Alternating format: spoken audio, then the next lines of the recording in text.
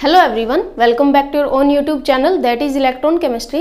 इस वीडियो से हम क्लास 12 की जो डी एंड एफ ब्लॉक है उसकी शुरुआत करेंगे। देखिए, क्लास 12 में जो आपने एस और पी ब्लॉक पढ़ा हुआ है तो आपको पता है जैसे एस और पी ब्लॉक में आपने पढ़ा है भी एलिमेंट्स होते हैं, ठीक है, उनकी प्रॉपर्टीज होती हैं, केमिकल होती हैं, फिजिकल होती हैं, ठीक है, उनकी रिएक्शंस पढ़ते हो आप, उनकी जो प्रोडक्ट फॉर्मेशन भी पढ़ी हुई है, ठीक है। वैसे ही हमें same as it is D block और एफ ब्लॉक में पढ़ना होता है। देखिए, एस ब्लॉक के एलिमेंट्स को एस ब्लॉक क्यों कहा जाता है, ठीक है, वैसे ही पी ब्लॉक के और डी वाले और एफ वाले। आपको पता है जो एस ब्लॉक एलिमेंट्स होते हैं उनके अंदर जो उनकी इलेक्ट्रॉनिक कॉन्फ़िगरेशन होती है, मतलब हम इलेक्ट्रॉन्स को जब हम फिल करते हैं तो हमारा लास्ट इलेक्ट्रॉन कहाँ जाता है, एस में। वैसे ही पी वाला कहाँ जाता है, पी में, और डी वाला भी डी में जाता है और एफ वाला भी एफ में। जैसे यहाँ पर एक कॉन्फ़िगरेशन लिखी हुई है जिंक की, ठीक है, तो यहाँ पर जो लास्ट इलेक्ट्रॉन है वो डी में जाता है। यहाँ से नहीं देखना, अभी यहाँ तो एस लिखा हुआ है, पहले किसको फिल करते हैं, एस को, उसके बाद में डी को, तो लास्ट इलेक्ट्रॉन कहाँ जाता है, डी में।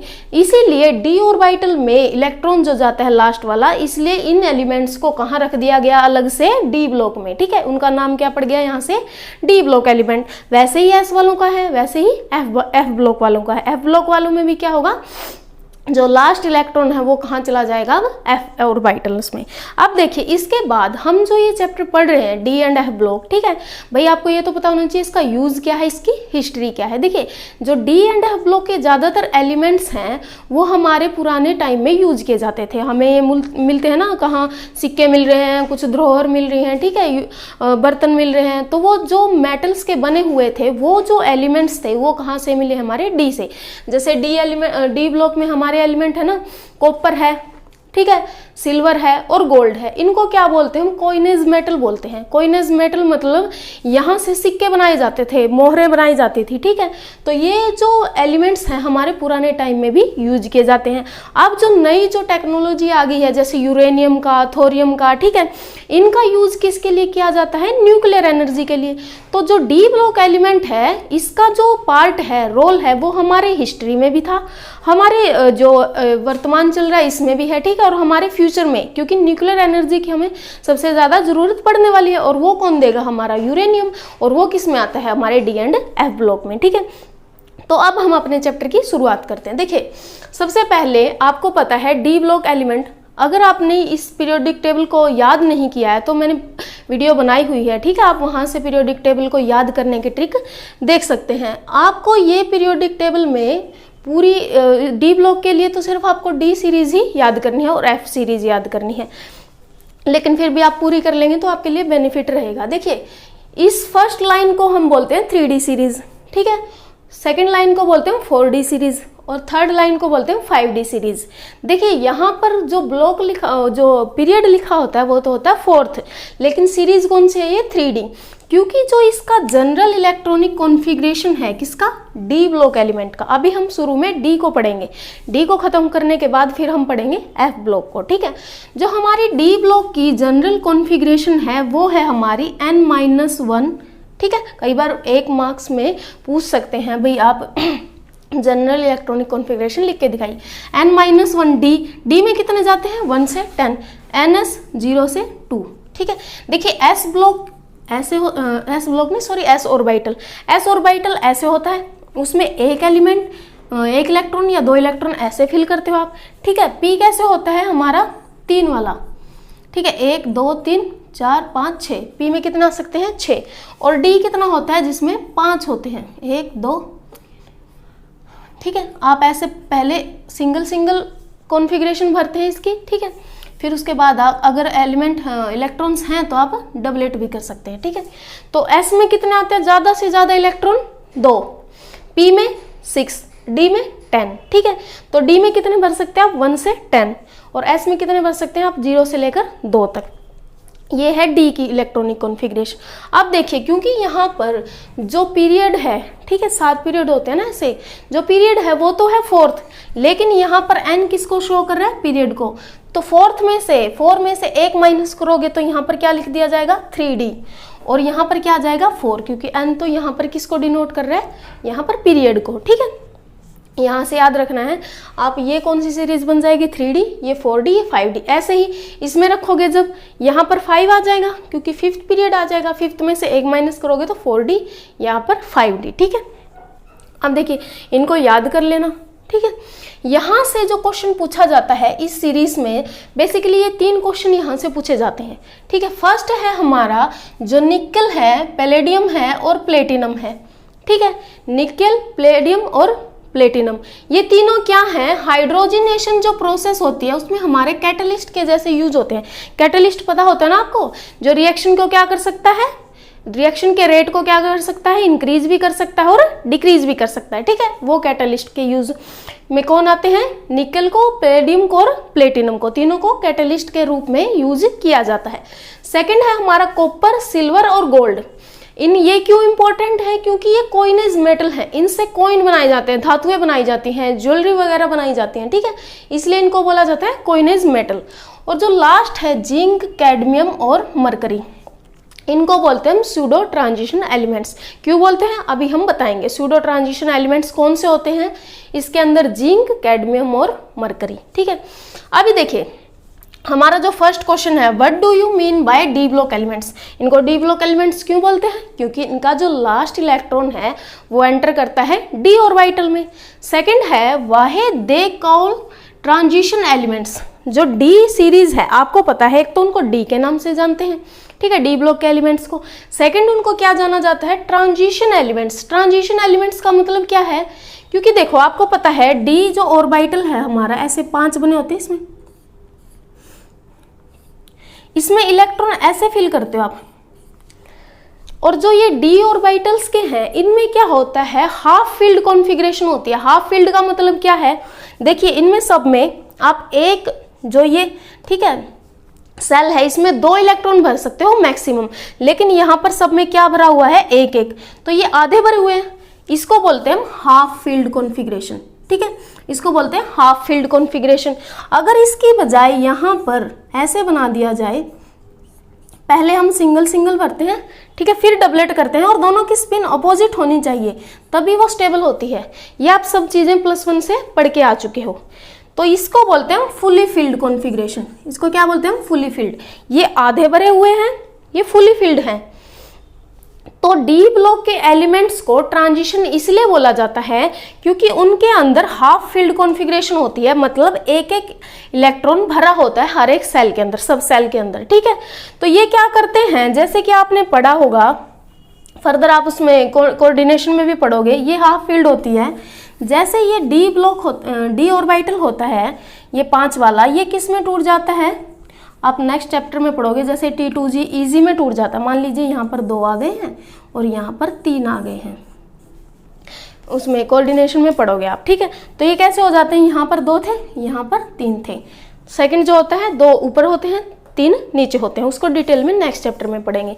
तो क्या होता है, यहाँ से जब आप एनर्जी प्रोवाइड करते हो तो इलेक्ट्रॉन ऊपर नीचे होते हैं। ऊपर नीचे का मतलब ये इलेक्ट्रॉन यहाँ ट्रांसफर कर सकता है, बाद में जब एनर्जी इसकी लूज होगी ये वापस नीचे भी आ सकता है। तो जो ये इलेक्ट्रॉन्स का ऊपर नीचे होना, इनकी एनर्जी का चेंज होना, ये क्या कहलाता है, ट्रांजिशन कहलाता है। ठीक है, तो इस ट्रांजिशन की वजह से डी ब्लॉक को हम ट्रांजिशन मेटल्स भी बोलते हैं। ठीक है, ट्रांजिशन मेटल नहीं, सॉरी, ट्रांजिशन एलिमेंट्स भी बोलते हैं। आप देखिए ट्रांजिशन एलिमेंट्स के लिए सबसे पहली शर्त तो क्या है भाई, उनके पास हाफ फील्ड कॉन्फ़िगरेशन होनी चाहिए। अब हाफ फील्ड होंगे, ऐसे होंगे, तभी तो एक ऊपर नीचे जा सकेगा। अब अगर सभी में क्या होता, यहाँ पर कंप्लीटली फील्ड होते, ये ऐसे कंप्लीटली फील्ड होते, तो जगह ही नहीं है। ठीक है, तो इलेक्ट्रॉन पहले वाला कहाँ जाएगा, जब शर्त ये है भी एक सेल में 2 ही आ सकते हैं, तो अगर आपके पास अवेलेबल सीट ही नहीं है तो दूसरे को कहाँ बिठाओगे। ठीक है, तो ट्रांजिशन के लिए क्या होना चाहिए, हाफ फील्ड कॉन्फ़िगरेशन होनी चाहिए, तभी यहाँ पर दूसरा आ जा सकता है। ठीक है, तो डी वालों को ट्रांजिशन इसलिए बोला जाता है क्योंकि इनके पास क्या होता है, हाफ फील्ड ऑर्बिटल्स होते हैं। लेकिन जो हमारा ये होता है जिंक, कैडमियम और मरकरी, इनको बोलते हैं हम सूडो ट्रांजिशन। सूडो का मतलब क्या होता है, झूठा, मतलब वो इस कैटेगरी में हैं, लेकिन वो एग्जैक्टली इनके जैसे बिहेव नहीं करते। किनके जैसे? ट्रांजिशन के जैसे। ट्रांजिशन होने के लिए तो क्या कहा था, हाफ फील्ड होनी चाहिए, लेकिन जिंक, कैडमियम और मरकरी की क्या होती है, कॉन्फ़िगरेशन क्या होती है इनकी, फुली फील्ड होते हैं। इनका डी जो सेल होता है उसमें 10 इलेक्ट्रॉन भरे होते हैं, इसमें भी 10 होते हैं, इसमें भी 10 और इसमें भी 10। जब डी इलेक्ट्रॉन, जो डी ऑर्बिटल है वो कंप्लीटली फील्ड है, तो ये ट्रांजिशन नहीं कर सकते, और ट्रांजिशन नहीं कर सकते तो आप इनको ट्रांजिशन एलिमेंट नहीं बोल सकते। इसीलिए इनको क्या बोला जाता है, सूडो ट्रांजिशन एलिमेंट्स, क्योंकि ये ट्रांजिशन नहीं कर सकते, इनकी कॉन्फ़िगरेशन क्या होती है, कंप्लीटली फील्ड होती है। और अगर इनकी एक्साइटेड स्टेट मतलब जब ये डोनेट करें, जैसे जिंक की ये कॉन्फ़िगरेशन यहाँ पर लिखी हुई है, ठीक है, जिंक का कितना होता है, 30 होता है एटॉमिक नंबर, आर्गन में 18 आ जाते हैं, ठीक है, डी में बचेंगे 10 और एस में 2। पहले एस के भरेंगे, बचे हुए हम कहाँ भरेंगे, डी में, ठीक है। तो देखिए फुली फिल है, 10 डी में 10 है, कोई खाली जगह नहीं है, और एस में भी 2 हैं, तो ट्रांजिशन कहाँ करेंगे, तो इनको ट्रांजिशन नहीं बोलते, सूडो ट्रांजिशन। भाई इस कैटेगरी में रख तो रहे हैं, ट्रांजिशन एलिमेंट्स के साथ इनको रख तो रहे हैं, लेकिन ये उनकी प्रॉपर्टी कैरी नहीं करते, इसलिए इनको सूडो ट्रांजिशन एलिमेंट्स कहा जाता है। अब देखिए अगर इसके 2 इलेक्ट्रॉन को हम निकालें, मतलब ये डोनेट कर दे 2 इलेक्ट्रॉन, तब भी क्या होता है, डी तो कंप्लीटली फील्ड है, एस में 0 है, ये भी क्या है, स्टेबल कॉन्फ़िगरेशन है। तो ये ना तो अपनी ग्राउंड स्टेट में मतलब नॉर्मल न्यूट्रल स्टेट में, और ना ही अपनी एक्साइटेड स्टेट में, ठीक है, दोनों में क्या होते हैं, ये कंप्लीटली फील्ड होते हैं। इस वजह से इनको क्या बोला जाता है, pseudo transition elements. Same as it is cadmium behave करता है और मरकरी, यहाँ तक। अब देखिए इसके बाद जो हमें नेक्स्ट जो मतलब बात पूछी जाती है, कई बार क्वेश्चन में भी ये पूछ लिया जाता है, जो आयरन है, ठीक है, कॉपर है, सिल्वर है, गोल्ड है, ये इंपॉर्टेंट क्यों है, क्योंकि ये इसमें जो हमने डी ब्लॉक में पढ़ा है भाई, ये एलिमेंट्स सिविलाइजेशन के लिए इंपॉर्टेंट थे। एज इट इज ये बातें आपकी किस में, एनसीईआरटी में लिखी हुई है, जो चैप्टर के शुरू होने से पहले आती है। भाई जो हमारे मेन क्या है, देखिए आयरन के बिना क्या मतलब हमारा जीवन संभव है, कॉपर के बिना भी, कॉपर से वायर बने तभी तो इलेक्ट्रिसिटी आएगी, ठीक है, सिल्वर, गोल्ड, ये सारे इंपॉर्टेंट हैं, और ये कहाँ आते हैं, डी ब्लॉक में, इसीलिए ये चैप्टर क्या है, बहुत ज्यादा इंपॉर्टेंट है। सेकंड क्या है, देखिए द इनर ट्रांजिशन एलिमेंट्स, कौन से, जो थोरियम है, यूरेनियम है, ये क्या करते हैं, प्रोवाइड क्या करते हैं, न्यूक्लियर एनर्जी, जो आज के समय में भी और नेक्स्ट फ्यूचर में तो इसका बहुत यूज होने वाला है, किसका, यूरेनियम का। क्या प्रोवाइड करता है ये, न्यूक्लियर एनर्जी के रूप में। अब देखिए जहां पर मतलब आपको कॉन्फ़िगरेशन से रिलेटेड क्वेश्चन पूछा जाता है, यहाँ पर 1-2 नंबर में पूछ सकते हैं, भाई ये एलिमेंट दे दिया, आप इनकी कॉन्फ़िगरेशन फिल करके दिखाइए, आप सबको ये आती है। देखिए सबसे, अब देखिए जैसे आपसे कॉन्फ़िगरेशन से क्वेश्चन पूछ सकते हैं, भाई कॉन्फ़िगरेशन फिल करके दिखाओ, ठीक है, तो वो आप ट्राई कर लेना, सबकी एक बार फिल करके देख लेना। जो मेन पूछा जाता है वो होता है क्रोमियम का और कॉपर का, क्रोमियम का और कॉपर का। देखिए क्रोमियम का क्या होता है, इसका जो एटॉमिक नंबर होता है वो कितना होता है, 24, और इसका कितना होता है, 29। तो जो हम फिल करते हैं, पहले हम जैसे ऐसे फिल करेंगे, भाई जैसे आर्गन आ गया, ठीक है, आर्गन में कितने हैं, 18, और हमें पता है डी में और 4s में भरने हैं, तो पहले हम किस में भरेंगे, 4s में। 18 हो गया यहाँ तक, तो 4s में कितने भरेंगे, 2, कितना हो गया, 18 और 2 20। अब बचे कितने, 4 भरने, तो 4 हम कहाँ भर देंगे, डी में। तो डी में हमें पता है कि हमारे जो इलेक्ट्रॉन हैं वो क्या भरने हैं, हमें 4 भरने हैं, ठीक है। तो ये तो स्टेबल कॉन्फ़िगरेशन नहीं है, हमें पता है या तो ये हाफ फील्ड हो या फिर ये फुली फील्ड हो, तभी स्टेबल होती है। अगर आपने ऐसे हाफ फील्ड की बजाय इसको फुल नहीं किया हुआ है, ठीक है, 4 ही इलेक्ट्रॉन भरे हुए हैं, तो ये स्टेबल नहीं होता, ठीक है। तो आप क्या करोगे, इसको स्टेबल करने के लिए जो S वाले हैं, S में से 1 इलेक्ट्रॉन इसमें भरने की बजाय आप कहाँ भर देते हो, D में, ठीक है। तो D में अब कितने हो गए, 5, और S में कितना आ गया, 1। तो 3d5 4s1 ये किसकी कॉन्फ़िगरेशन हो जाती है, क्रोमियम की। यहाँ पर आर्गन भी लिख लेना, ठीक है। आर्गन में कितने हैं 18।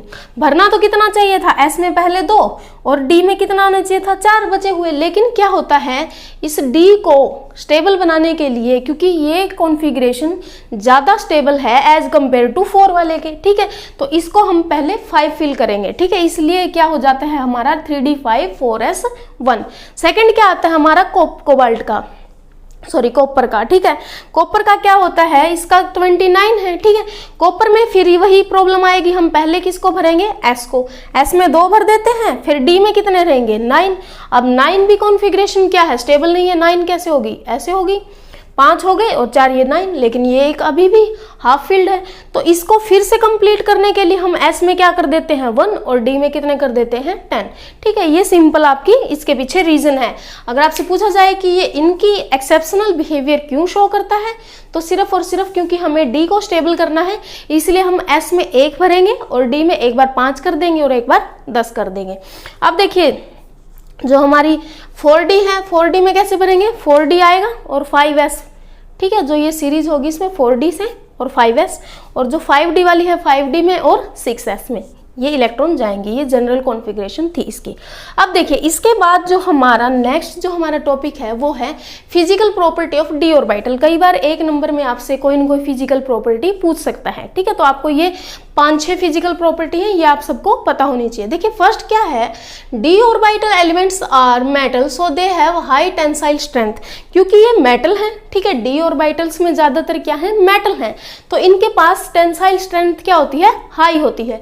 सेकंड क्या है, high electrical and thermal conductivity.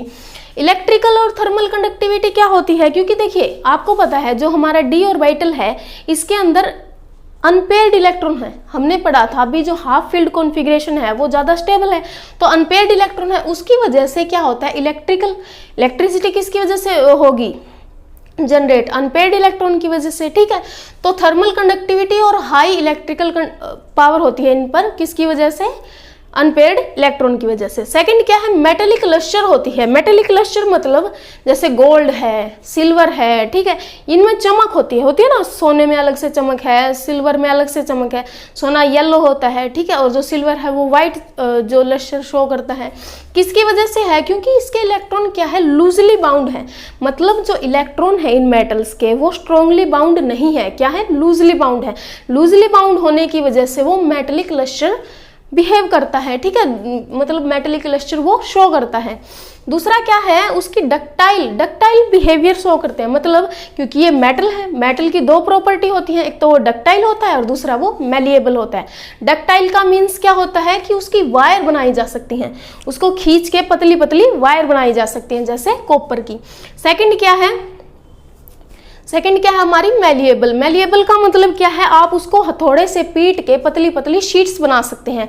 क्या एग्जाम्पल होगा इसका, गोल्ड हो सकता है या फिर सिल्वर हो सकता है। जैसे गोल्ड से पतली पतली शीट्स बना लेंगे, उससे फिर ज्वेलरी वगैरह बना लेंगे, ठीक है, सिल्वर से।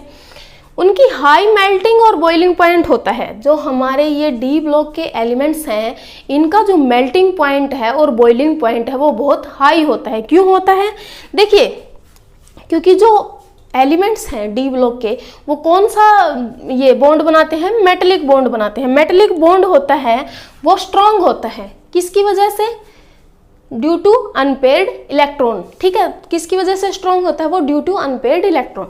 जितने ज्यादा अनपेयर्ड इलेक्ट्रॉन होंगे उतना स्ट्रॉन्ग बॉन्ड बनेगा, तो उस बॉन्ड को तोड़ने के लिए हमें कितनी ज्यादा एनर्जी प्रोवाइड करनी पड़ेगी। अब जितनी ज्यादा आप हीट प्रोवाइड करोगे उतना ही तो मेल्टिंग पॉइंट ज्यादा होगा। अब कोई मान लीजिए एलिमेंट है, ठीक है, उसके बॉन्ड क्या है वीक है, आपने थोड़ा सा हीट अप किया, उसने अपने बॉन्ड तोड़ दिए, तो उसका मेल्टिंग पॉइंट और बॉइलिंग पॉइंट क्या होगा लो। लेकिन जितना ज्यादा उनके अंदर फोर्स होगा, ठीक है, फोर्स ऑफ अट्रैक्शन होगा, मेटेलिक बॉन्ड जितने स्ट्रॉन्ग बनेंगे तो उसकी वजह से मेल्टिंग पॉइंट और बॉइलिंग पॉइंट क्या हो जाते हैं उनके हाई हो जाते हैं। फिर आपसे एक क्वेश्चन पूछ लिया जाता है, देखिए साथ के साथ में हम क्या कर रहे हैं, जो आपके एनसीईआरटी में क्वेश्चन दिए हुए हैं उनकी भी प्रैक्टिस कर रहे हैं, ताकि आपके साथ के साथ में उनकी भी प्रैक्टिस होती रहे। देखिए क्वेश्चन पूछा जाता है, why chromium, molybdenum and tungsten have highest melting point. Highest melting point मतलब आपकी बुक में एज इट इज दिया भी हुआ है, अभी क्रोमियम है, ठीक है, उसका अपनी सीरीज में, मतलब इस क्रोमियम का अपनी सीरीज में, मोलिब्डेनम का इस सीरीज में, 3D में तो क्रोमियम का, और 4D में मोलिब्डेनम का, और 5D में टंगस्टन का, टंगस्टन का पता है ना आपको, यूज बल्ब बनाने के लिए किया जाता है, ठीक है।